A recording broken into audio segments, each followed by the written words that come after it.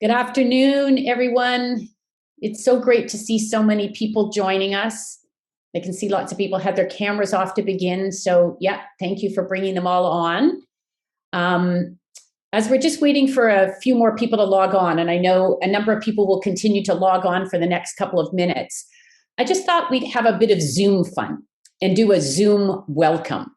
So just for a moment, if you're not on gallery view, can you put yourself on gallery view so you can see as many people on the screen as possible? Now, find yourself on the screen and just imagine for a moment that you aren't on yet another Zoom call, but that we're all in a big room together and you're sitting at a table with the people in the boxes right around you, above you and below you and to your left and to your right. So let's say hello to the people at our virtual table. So first of all, look left and wave to the person sitting to the left of your table. Come on, let's play. Now, look right and say hello to the person to your right. Okay. Now, if you have somebody above you and below you, just imagine that they're across the table from you and look up and wave hi to them and wave to the person in the box below you. Excellent. So now you've kind of said hello to everybody at your table. But now, again, imagine we're not on a Zoom call. Remember, we're in a big meeting room and you just spotted somebody way across the room.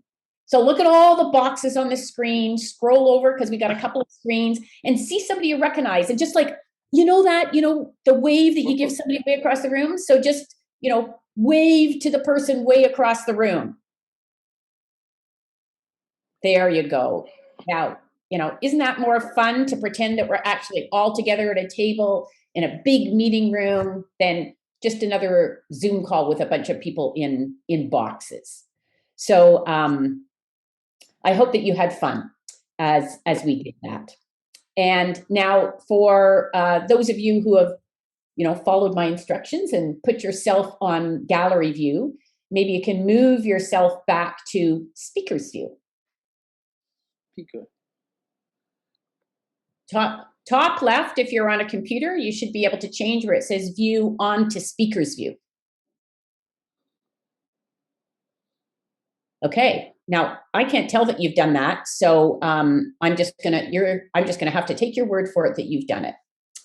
So I just really want to welcome everybody to the first of our 3-part series on taking your faith to work. And for those of you that don't know me, I'm Jennifer Parr, and I provide leadership to the One Way Ministries Workplace Network with my colleagues Johan van der Merwe and Doug Sprunt. And they're both here today, and some of you know them, but some of you don't. So Johan, if you can take yourself off mute and just wave and say hello so everybody can put a face to your name. Good afternoon, everybody. Nice to see you. And now, Doug, can you just do the same? Hi, everybody. Okay, so those are my colleagues, Doug and Johan, and so great to be working with them at the network. And this is our 3rd event that we've done so far this year. In January, we launched with a virtual prayer summit, and we had close to 100 people join us. And I know some of you on this call today were there as well. And in February, we did a very beautiful listening prayer day that we lovingly called A Date with God. And we have 24 people join us for that wonderful experience. And our heart at the Workplace Network is to have a city full of Christ followers who are both comfortable and confident taking their faith to work, and then using their faith to make their workplaces kinder, stronger, more kingdom-oriented. We spend so much time at work. So wouldn't this be wonderful if that's the way our workplaces were?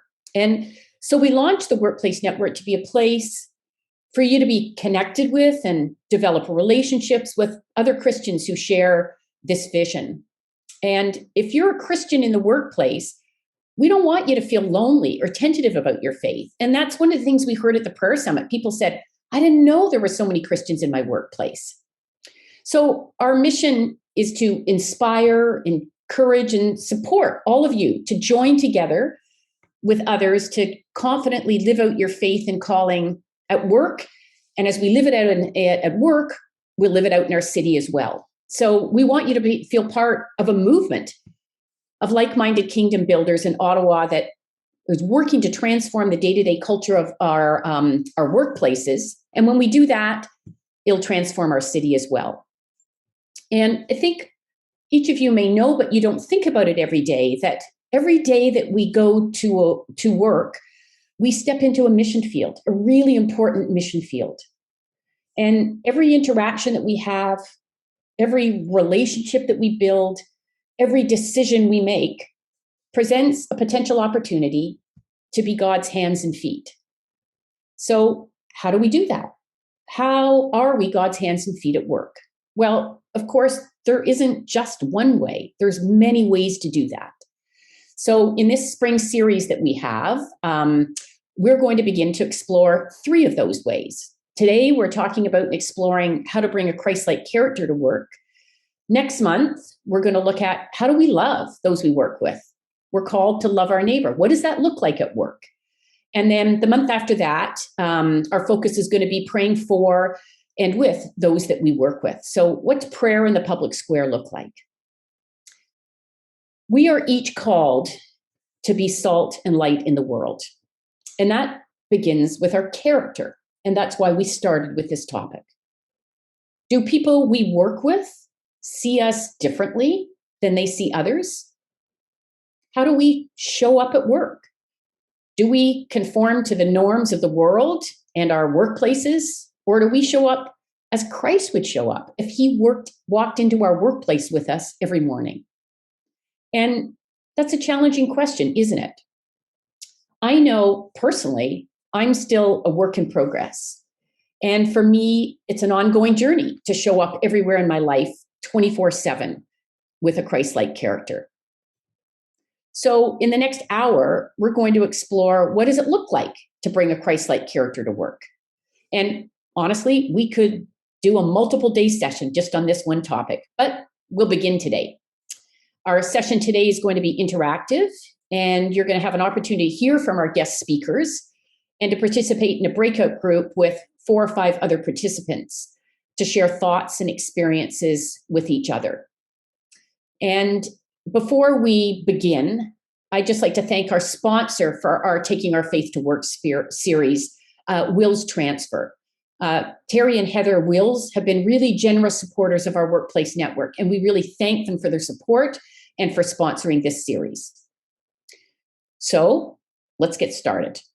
And to get started, I'm going to play a short video that we prepared before the Workplace Prayer Summit. We asked a cross-section of people that go to work every day the question, what does it mean to take your faith to work? So here are a few of the answers we received. So as you listen to this video, think about what would your answer to that question be? And also listen for any hint of what it means to bring a Christ-like character to work. When I think of faith and the workplace, the key thing to keep in mind is that you can't separate the two of them. I mean, we spend, 8 hours a day at work times 5 days a week. Mathematically, that adds up to like 40 hours a week. I mean, we spend more time at work than we spend with our spouses or with our kids or at church. And it's really important then that if we are to be people of faith, that we need to be demonstrating our faith in the workplace. By the grace of God, my faith permeates all of who I am. At work, I serve clients and staff, but as if I was directly serving the Lord. I start from this perspective. I put them ahead of me. I do the right thing, even if it costs me. I also work really, really hard to the best of my ability, and then I leave the results to God. Taking your faith to work means including the Lord in all you do. Whether you're preparing for a meeting or writing a letter, pray and listen, and the Holy Spirit will guide you in all you say and do. Interacting with others, we can choose to do that in a way that is different than most people. Call it the high road, what have you. But for me, it's, first of all, has my life been changed? And do I demonstrate that at work? And I believe it does. And I think others see that. They see that in the way that I approach conflict. They see that in the way that I approach leading people, working through conflict and tough situations. The second thing to that, though, which is really important, is having your story as to why your life has been changed. And for me, this is something that is comfortable way of sharing my faith and taking my faith to work. Loving those around me, and that's everybody at work, not just those that I get along with, but everybody at work, demonstrating that my life has been changed as a result of knowing Christ, and having that story to describe and explain why I live and act in a different way that's seemingly different than a lot of other people at work. For me, to take my faith to work means stripping away the competitiveness that can really be present a lot of the time and learning how to support the other people at my work, whether it be through sharing new things that I've learned or making sure that I make people aware that I can be somebody that they can talk to lean on, to ask for guidance, or to just be honest about how they're feeling. For me, taking my faith to work means that I am setting an example and I am exhibiting the qualities of Christ, of God within myself to the others that I work with. I'm showing the light of Christ through my behaviors, through my words, through the way that I listen, my patience, how calm I am in the midst of conflicts, through my attitude, through my personality, through my character, that I'm showing the light of Christ in everything that I do and everywhere that I go when I'm at work. Taking my faith to work means that I'm trying my very best to be more like Jesus every day. And that is a life-changing thing. People normally question when they see that kind of behavior. They wonder why someone is so kind or so generous or so patient. And that's always a great opportunity to respond to their questioning with Jesus and pointing ourselves to the one who created us and the one who's responsible for us being the way that we are. A big thanks to Garth and Brent and Steve and Darren and Amani and Alila for getting us started today. And before I introduce our guests and engage them in a conversation, I'd like to invite you to open up the chat function at the bottom of your screen. And everybody just type in your answer to this question. What are 3 or 4 words that you would use to describe Jesus's character that we're called to model? Jesus provided a great example to us. So just 3 or 4 things that you think are part of his character that we're called to model. So if you just open up your chat function and start to just put them in there. Thanks, Mark, for getting us started with caring. We've got loving, kind, patient, humble, compassionate, gentle, grace-filled, empathy, patience, integrity, honest, peaceful, loving. Oh, they just keep coming. Keep typing them in there. Compassionate, righteous, humble, forgiving, loving, compassionate, lots of love, forgiving. He took time for people. He listened. He was just. He was respectful. He had strength. He was direct. He was observant. So what an amazing list of characteristics that is. He's inclusive. Wonderful, wonderful list that went through there. Meek was something I didn't catch as it went by because they were coming in so quickly. Integrity. What else did I miss? Non-judgmental. So what a great list. Thank you. Thank you so much for that list of things and for helping us get started. So now it gives me great pleasure to introduce our 2 guests to you and then to engage them in a discussion on today's topic. So Gaveen Cadotte works in the Privy Council office as the Director of Operations Senior Personnel, and she's married with an 8-year-old daughter. So she's experienced the delicate dance of balancing work from home with caring for children and homeschooling. And this is a dance that I know many of you on this call have had to perfect as well. Gaveen has served in many senior roles in the federal government in Health Canada, environment and climate change, and employment and social development. And I was recently introduced to Gaveen. I didn't know her until recently by one of her colleagues. And this is the way he described her to me. He said, and I quote, "I didn't know for sure if Gaveen was a Christian, but seeing her in action leading a meeting on a very challenging topic left me no doubt. She did not need to tell people that she was a Christian because it was evident in the way that she conducted herself. She couldn't hide her compassion-filled heart, which spilled out a spirit of grace and reconciliation, even in a secular work environment." Now, aren't those words that we would want people to use to describe us? Compassion, spirit of grace, spirit of reconciliation. I had a number of glitches getting some things to Gaveen to help her prepare for today, and I experienced her significant grace. So, Gaveen, thank you for that, and we're so happy to have you join us today. And Garth Steele is a partner at Welch LLP. Garth is an accountant, and he's married to an accountant, Kathy. And his daughter, Hannah, is also an accountant. And Hannah's husband, Connor, is also an accountant. So he likes to joke, Garth likes to joke that Deegan, his son, is the smartest one in the family because he's not an accountant, he's a teacher. I first met Garth about 10 years ago when we served on a not-for-profit board together. And I personally have learned so much from him about being a humble leader.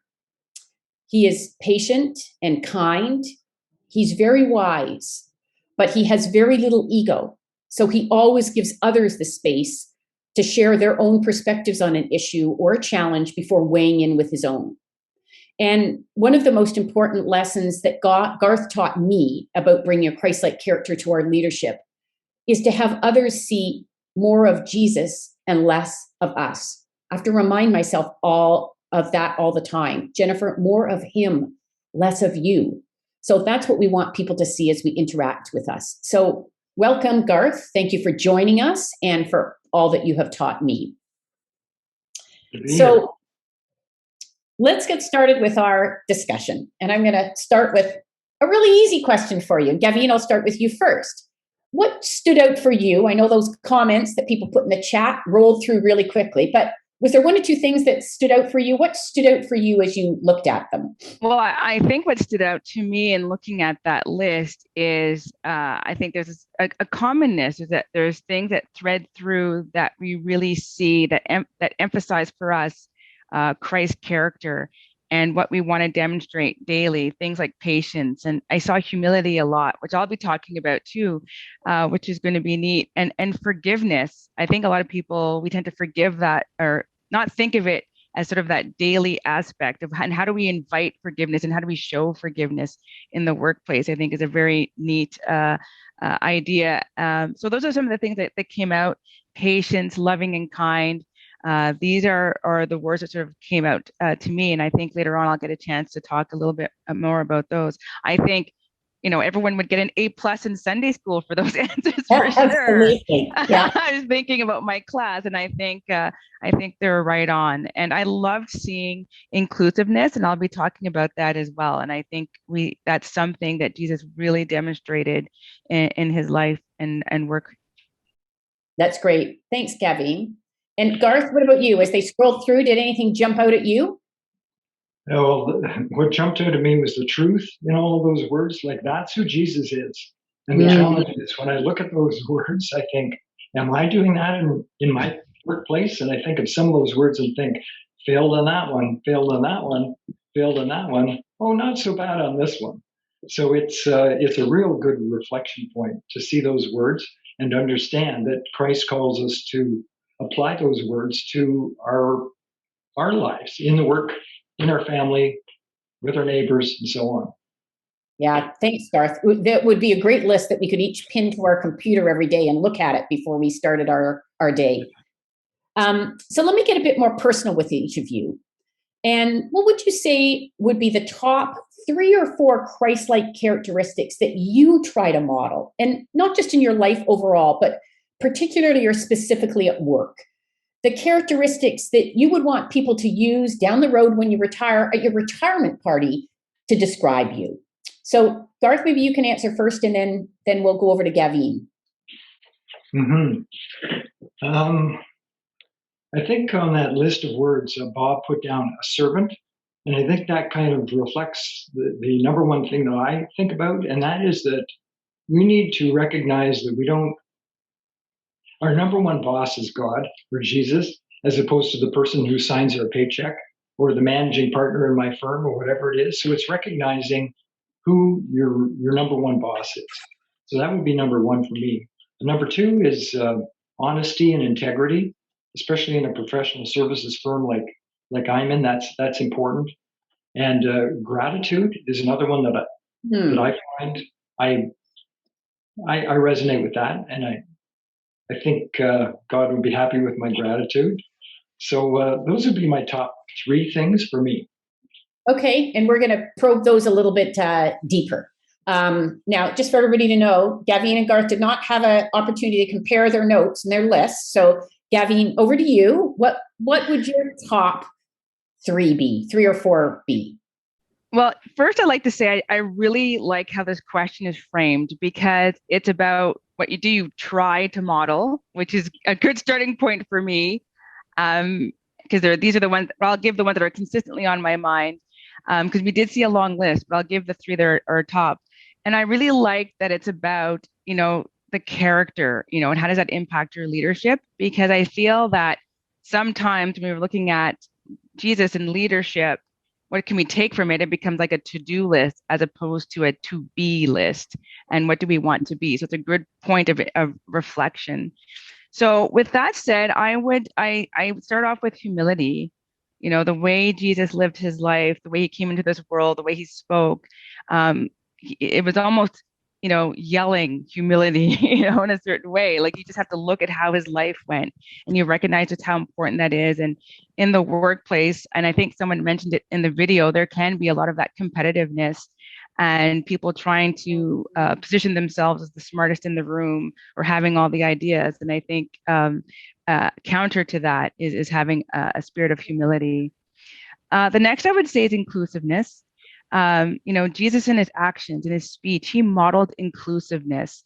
He was interested, I would say, I go as far as saying he was anti-exclusion, right? It was beyond that. And he included everyone, the people that weren't normally sort of part of the group, the socially marginalized, women, men, children. And as a leader, I think being inclusive is really important, and being very interested in others. And I think that the third one that ties in is compassion. And I went between loving and compassion, but I landed on compassion because it's beyond, I think, empathy. And I think the work world is beginning to turn their attention towards empathy. But it's beyond putting your being able to put yourself in someone else's role and perspective. It's about turning that empathy into action. And what does it compel you to do as a result? So I'll leave it at those 3 for now.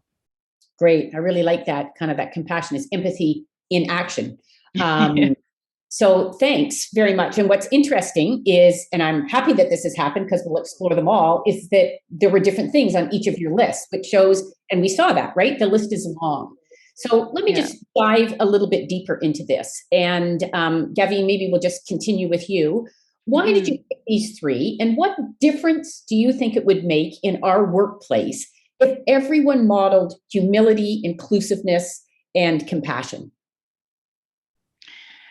Well, for me, when I was reflecting on these, I was thinking about, again, that long list, and thinking about right now, what is important for me to model. And I think, when you're thinking about humility and inclusiveness and compassion, they kind of all work together, right? From that nature of compassion, how does that look? What is that? How do you turn that into action?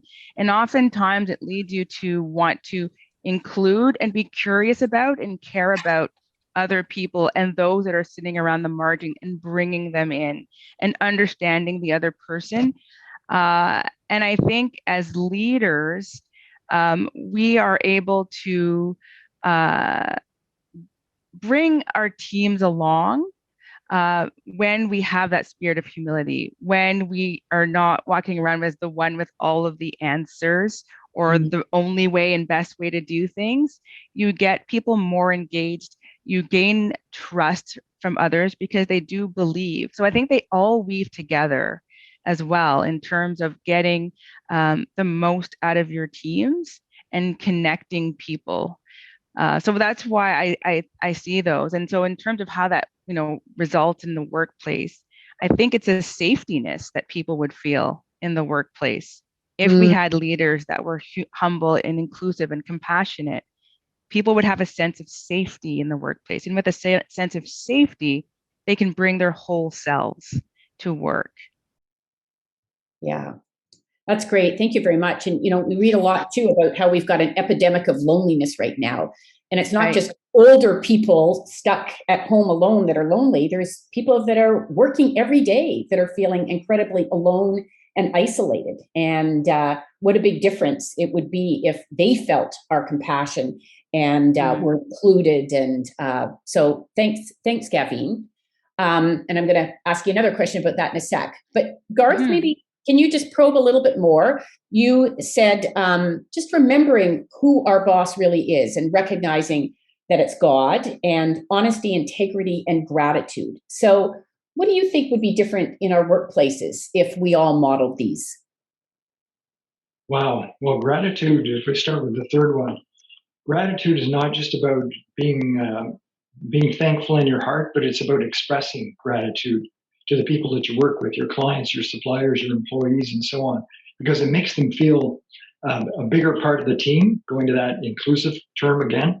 And that creates for stronger bonds between you and your employees, and that creates for better work synergy.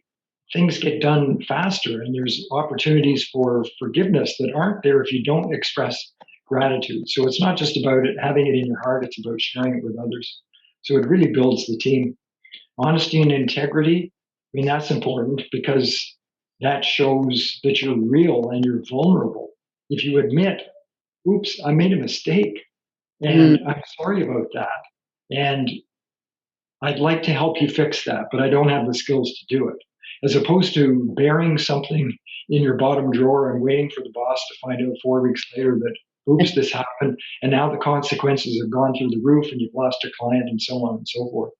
So honesty and integrity allows the people that you work with to trust you more, and it produces better outcomes for your business from a business profit perspective, and from a marketing perspective too. I've been involved in marketing before. If you're honest and you show integrity, people want to work with you.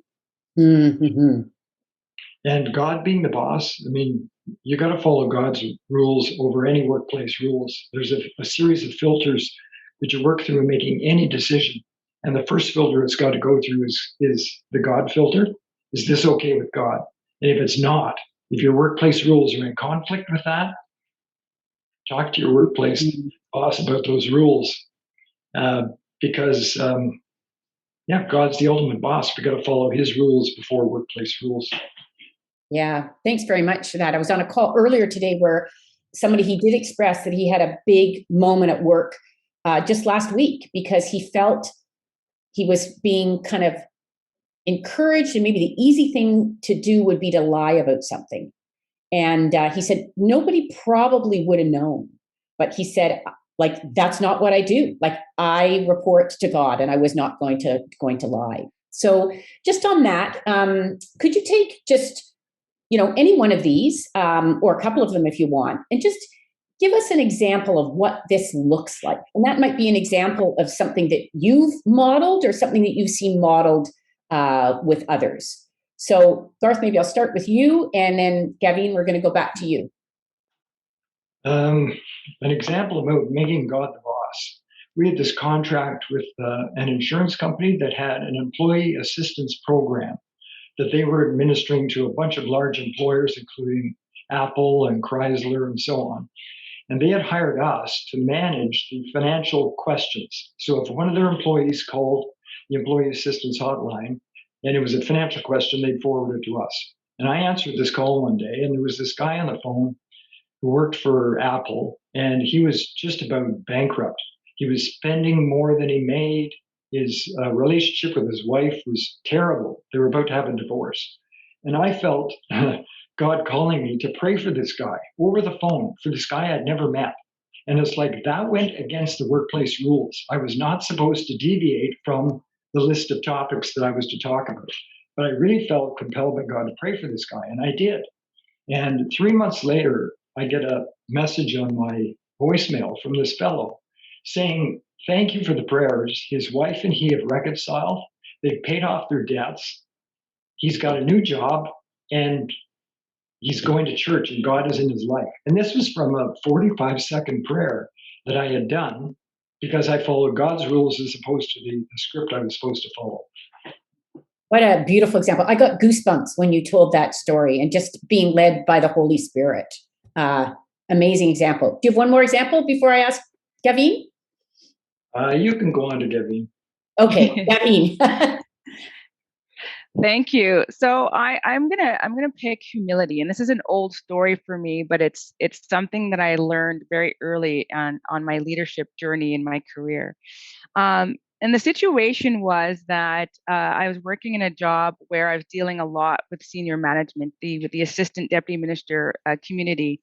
And when I took over the director position, I had told my staff that, I was going to do the management and they would own the client relationship. I really wanted to delegate that to them and have them own that. And that was really important to them because that was missing under their previous boss. And so they were very excited about that.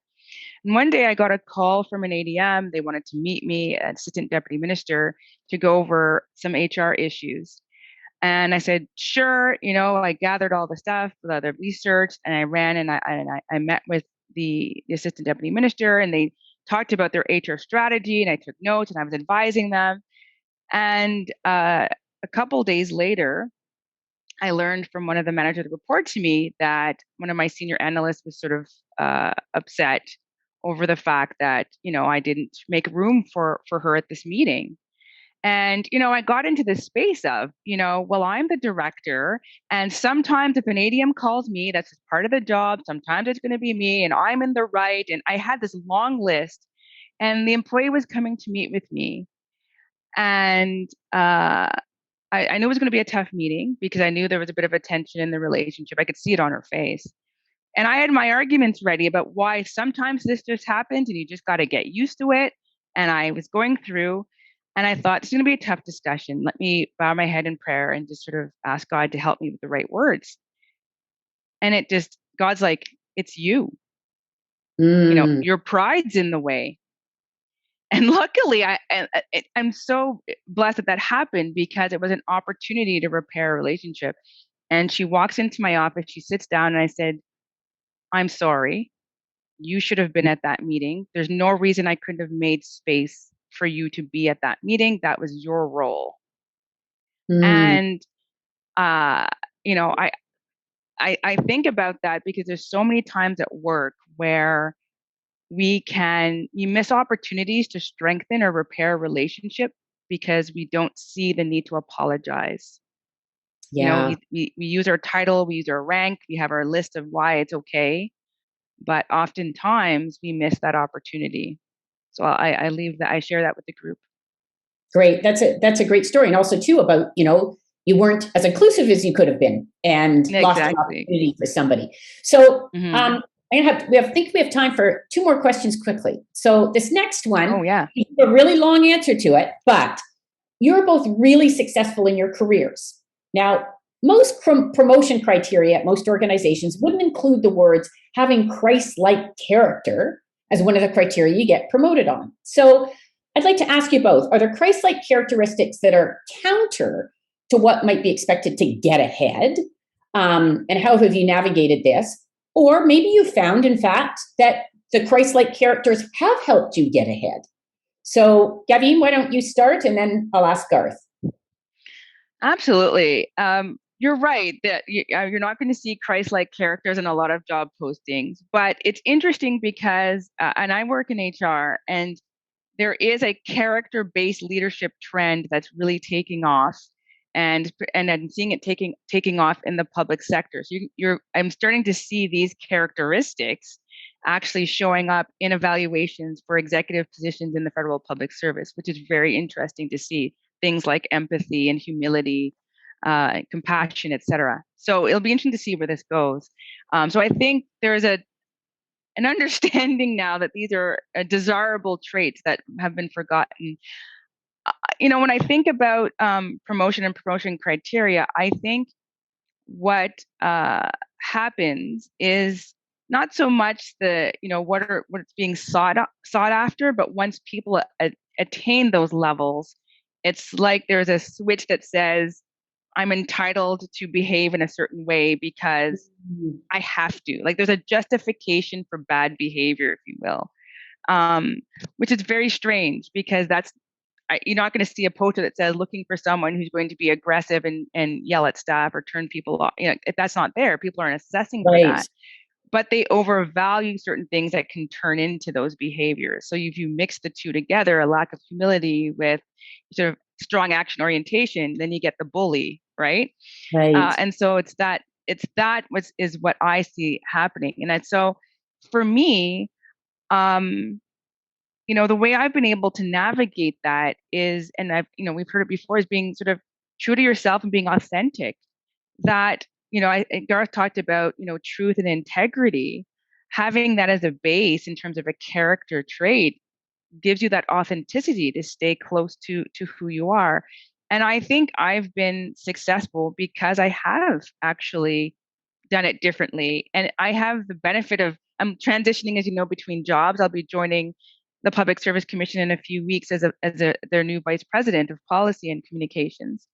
And because I'm transitioning, I've have, the sort of the card that goes around, and it's, what people are saying about me. And it's the same, it's been consistent throughout my leadership. It's about how people felt working for me, and that I shouldn't change. And this is the type of executive everybody hopes to have, right? One that's caring and compassionate, inclusive. So I think more and more we're going to see that emergence of that leadership model, and versus sort of that competitiveness or that behaviors that turn as a result of sort of like this notch around entitlement and entitlement to do things as a result of your position title. Yeah, thank you very much for that. And you just reminded me, right, to say that we don't have to wait for our retirement party to learn how to do this. That, when you switch things or you get a little note of gratitude from somebody, you put that and you think, hey, that's because I'm exhibiting a Christ-like character. So Garth? Mm-hmm. Yeah, I'm finding that I've been at Welch for 40 years. And 40 years ago, the firm was small, maybe 40 people in Ottawa. And the attitude that I was kind of ingrained into me as a young student was, it's about profit. And it's about chargeable hours and getting the most money out of our clients. And that's the most important thing, the bottom line. And I find that we've grown significantly. We're almost 200 people in Ottawa now. And as we've grown, part of the reason for our success is because of investing in the people who work for us. And it's looking at the people and supporting the individuals as opposed to supporting the bottom line. And when you support individuals, your bottom line is supported automatically. And I find that the HR guidelines and so on that we've developed and hiring policies and training policies and so on, which are not Christian by nature, I find that in general, with most businesses, they are tending more towards Christian-like policies with respect to developing individuals in the workplace. And they're not using the Christian term, but I find workplaces are becoming more Christian without actually using that word. And I think if the Christians in the workplace were able to say, I'm so thankful you're doing this because it empowers me to do this, and that makes me happy to be here, and I'm glad to work harder for you on the weekend because you value me. And So when we focus on the individual as opposed to setting targets and goals and saying you must reach a sales target of this much by the end of the month, and don't set any rules on how to do that. If you don't, and that still exists in some businesses, people will go out and lie, cheat, and steal to achieve the target. Because the only thing that's valued is the achieving of the target. Whereas if you value the individual and grow them up as an honest employee with integrity who displays gratitude and so on, then your bottom line will be fine, and your employees will be stronger too. Thanks, Garth. I know I'm really heartened to hear, and I hope other people are, that we're starting to see, it might not be the criteria that says Christ-like characteristics, but that's what they are. And so as Christ followers, we should have a really good opportunity to live those out and to be conscious of them. Garth, for you, what is the hardest Christ-like characteristic for you to model consistently, and why do you think it's so hard? So now I have to share this with 53 people instead of 2 other people. Yes, we do. Well, as I say, when I looked at that list that people were typing in at the start, I look at those and think some days I'm good at some of them, and some days I'm not so good at most of them. But the one thing that really strikes me is still something that I am working on. God is working on me, and it's getting better, but it's been bad, is patience. I can be really impatient with a lot of people at work, whether it's my managing partner or my coworkers or employees who work for me or clients, because I'm a bit of a perfectionist, and so I like to say, okay, here's the deadline. I need your information by this date so I can do this and this and this, and then if they don't get it to me, I freak out on them. So it's that lack of patience, which is not Christ-like, and God's working on me in that area. But that would be the number one issue for me. Thanks for sharing that, Garth. And I think one of the things I'll just comment on that you said is, like, I have seen in other environments where you are very patient. I would have said that's one of your criteria. So I think that's probably the case, or one of your strengths, probably the case for all of us. In some environments, maybe we can display certain Christ-like characteristics, and in other environments, we don't. So thank you. Gaveen, now you get to share what's the hardest with 52 other people. Well, this is so boring because I have the exact same one.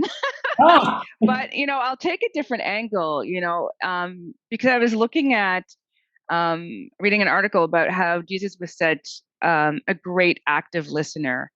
And again, that's sort of the action, but what's underneath that? And underneath that is patience, right?